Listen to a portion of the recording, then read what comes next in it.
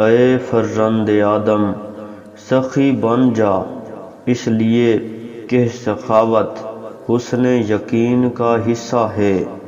اور یقین ایمان کا، اور ایمان جنت کا حصہ ہے۔ اے فرزند آدم بخل و کنجوسی سے بچ، اس لیے کہ بخل کفر کا حصہ ہے، اور کفر دوزخ کا۔ اے اولاد آدم مظلوم کی بد دعا سے بچ کے رہنا، اس لیے کہ مظلوم کی بد دعا اور میرے درمیان کوئی پردہ حائل نہیں ہوتا۔ اگر مجھے چشم پوشی اور جنت اور مغفرت پسند نہ ہوتی تو میں اولاد آدم کو کبھی گناہ کی آزمائشوں میں مبتلا نہ کرتا اور پھر اسے جنت نہ بھیجتا۔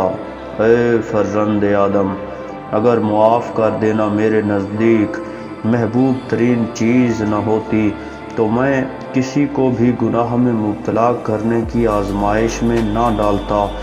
اے فرزند آدم میں تجھے ایمان اور معرفت بن مانگے اور بغیر تضرع و زاری عطا کی ہے، پھر میں جنت کے متعلق تیرے سوال اور تیری تضرع و زاری کے باوجود جنت تجھ سے کیوں روکوں گا؟ اے فرزند آدم جب میرا کوئی بندہ مجھ سے تمسک کرتا ہے تو میں اسے ہدایت دے دیتا ہوں، اور جب مجھ پر توکل کرتا ہے تو میں اسے کافی ہوتا ہوں، اور جب وہ میرے سوا کسی اور پر توکل کرتا ہے تو میں اس پر آسمان اور زمینوں کے راستے